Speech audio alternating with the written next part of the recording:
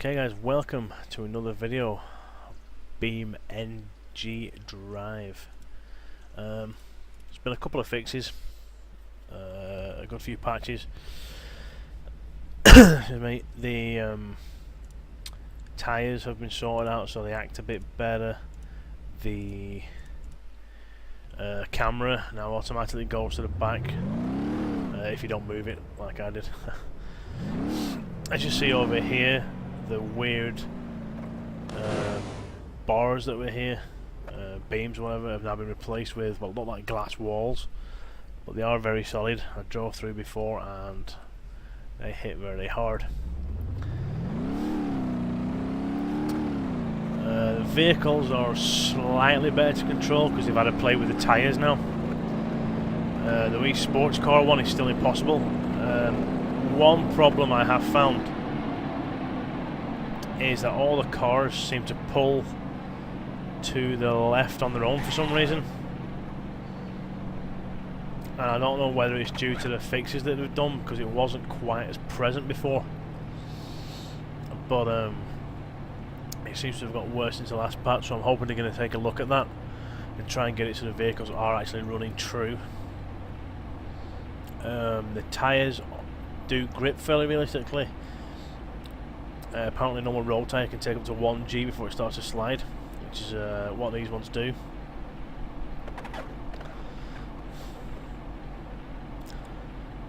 There seems to be more weight behind the cars, I've noticed, whenever you actually roll them and crash them and jump them. To me it feels a bit more realistic now. It felt good before, but I think they're just still dialing it in, and it does feel really good at the moment.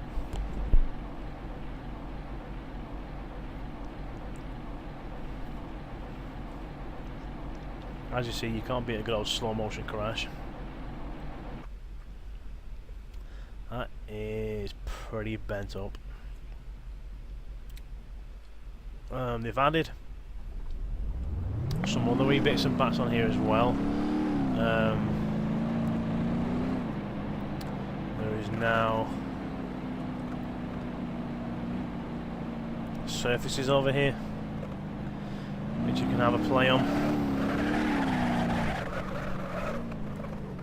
as well as some water which looks nice, but it's not really any point in being there, to be honest. As soon as you hit it,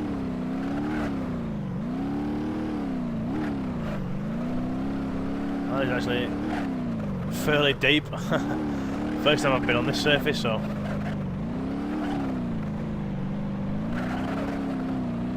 that's kind of cool.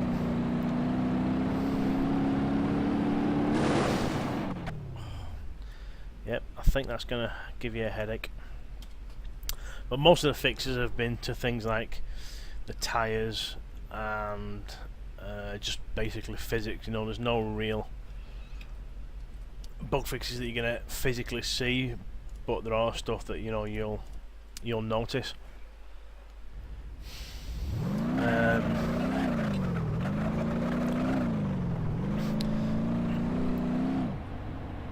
Obviously the tyres are now always giving you the tyre marks on the ground. They fixed that bug that was there, which was a little bit annoying because sometimes it'd work and sometimes it wouldn't. This Grand Marshal's got a little bit twitchy to control as well. As you see, if I let it go, it just starts going off to the left all on its own. So as I say, I'm hoping they're going to take a look at that. Physics-wise, I've noticed things start to break off a bit better. You know, so you hit the bumper in the correct positions, it will snap it off and things like that. So they are still tweaking it a lot. Now the makers of Flat Out are making a new game, which looks really, really interesting. I'm interested in it. I've invested in it, so I can play the alpha, etc. But if they use this sort of technology, that would be amazing. Because, you know, the Flat Out games are all about crashing your cars and things like that. Now, from the footage that I've seen that they've put out so far, it's like this, but I don't think it's as detailed and as technical as this is. This is amazing. These guys are doing an excellent job on this. and I can't wait to see what else they've got in store for us when they start adding new vehicles, tracks and things like that.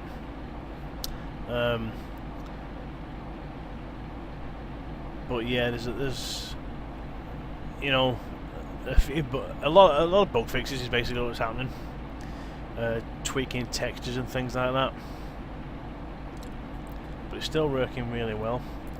All the G meters and the debug stuff is still working really well. It's really interesting to watch what's going on. Nice ring mirror, and see what's, you know, the weight of everything, you know, external collisions and all things. You know, it's just really interesting to see what's going on. There's everything's weight, which is extremely interesting. And you've got all your different textures: glass, rubbers, plastic, metals, etc.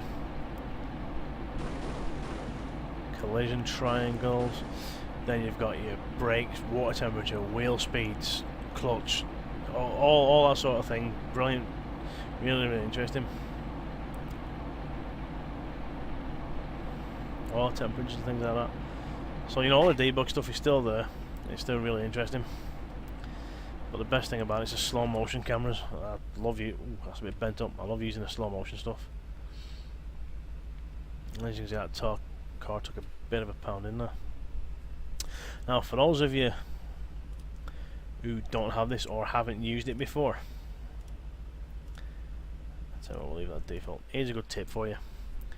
If you press I, resets your vehicle, right? Now, if I go over here, let's line up for this roll. P is obviously a parking brake, or as I like to call it, handbrake. Now, say I'm over here. This is the position I always want to start in, right? Control R will reset you here. Now, whenever you press I to reset your vehicle, you will always start from this position. So it's very handy to know. As you see, there's a bit of a left turn to it. Just hit that, I nearly missed it completely. There goes my plastic khaki hood cap. And this thing is airborne. So whenever I hit I, whenever this roll is finished, that's where I'm going to reset. Is right at the back there.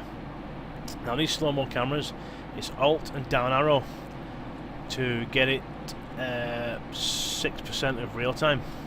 As you see, if I hit Alt and right, it changes the speeds up and down. There's 1%, 0.2, 0.4, etc. I usually do it at the 0.6 because you get to see some nice detail of it rolling around there. And then when it's airborne, there's not much going on. I just hit the right one and speed it up a wee bit.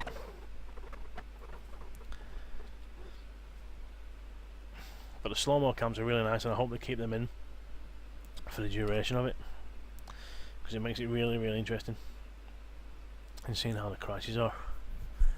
Now, them tunnel things over there I've only been into once, and they're a pain to get around. As you see there, press I and I'm right back here. So, you know, if you're cruising around the island map or anything like that, you know, you get to a spot that you like, it's like a save point. You know, hit Control and R now and again, and it'll respawn you at that point. It's like a save game sort of thing. So if you do crash in the water or anything like that, you can get out of it easy by just hitting the I button.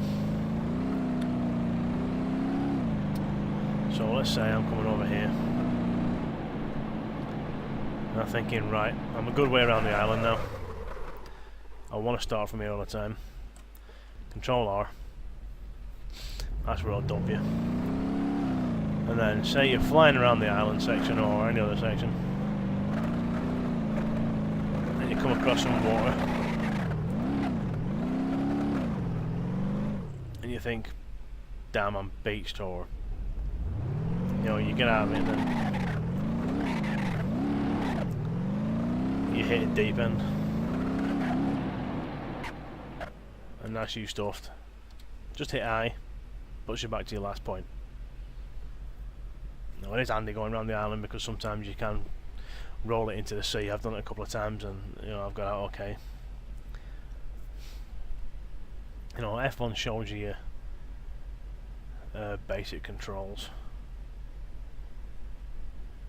and there's your advanced controls there, so you can look everything up right there. All your debugs, your slow motion cameras and things like that. Apparently there was a zoom put in, I think.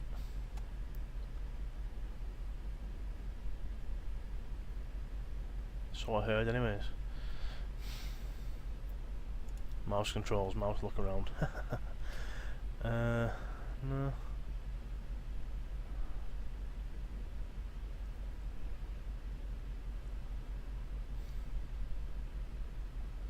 But anyways, there's your advanced controls.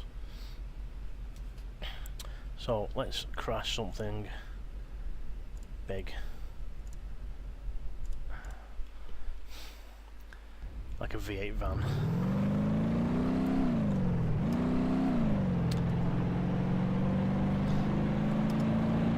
I'll just look a bit closer than it usually is. Oh, didn't really get as high as I wanted to there. On the speed. We'll see how this one hits. That's quite a heavy hit, that's top one.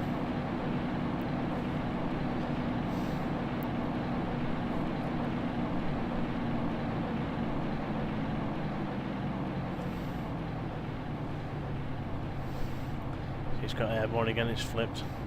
It's a little bit lopsided now. I'd say this is probably going to settle on its roof.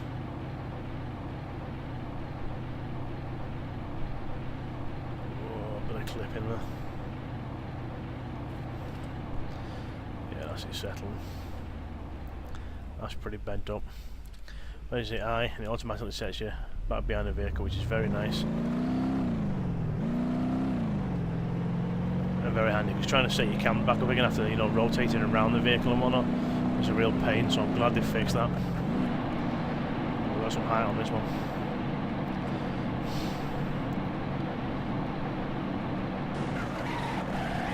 Oh, you see the panels wobbling and flakes on top there, and I think that would be classed as a cosmetic write-off. I don't think the insurance will cover jumping off the ramp. But 0.25. Oh, pirouette, that's got to be at least a 6.8. Oh, no. Didn't land on his wheels. Score goes down to about a 4 on that one. But as you see, the level of detail is great.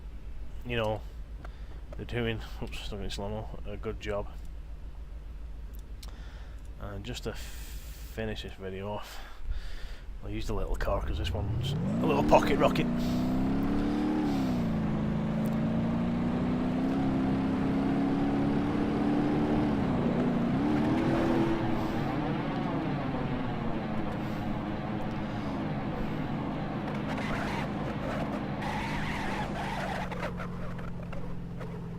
I was hoping I'd rip that wheel off there.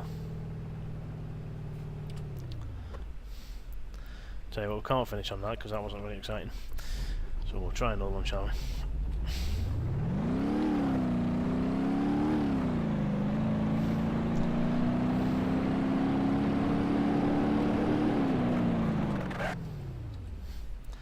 Oh, this was not going to be much exciting, I don't think. Oh, then again, this is going to hurt. I hope your seatbelts are fastened. Oh.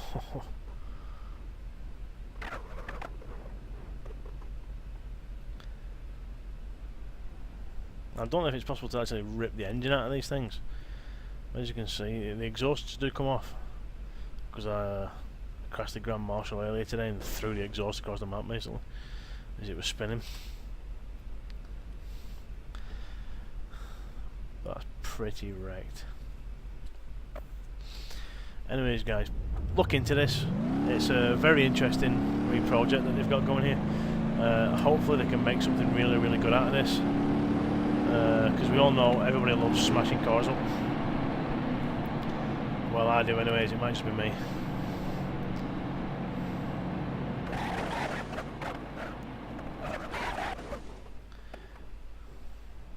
We all love seeing destruction, especially in games. They need more of this, really.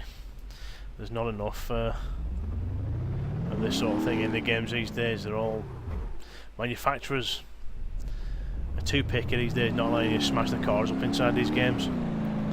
You know, people don't do it on purpose if they're racing games. Things like Forza Motorsport allow you to crash the cars and things now. But a lot of them still don't. Gran Turismo, I don't think allow you to smash cars up or anything yet. And for people like me who love racing games,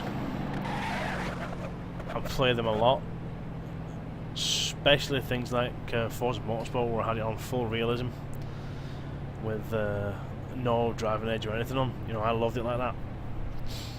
You know, realistic damage would make the games just that much more fun, especially in racing games. I'm tired of being in racing games where you crash and you can continue going and still win a race when your car should be wrote off. Oh Christ, nearly did the DeLorean look flying. Oh, that wheel's still giving it some. Guys, just a quick one on this. Say a lot of bug fixes, not a lot of visual stuff. The vehicles do feel a lot better, and they do feel like there's some weight to them. So thanks for watching, guys. Keep an eye out for more videos from BeamNG whenever they start adding more vehicles and things like that. And I hope you enjoyed it. See you soon.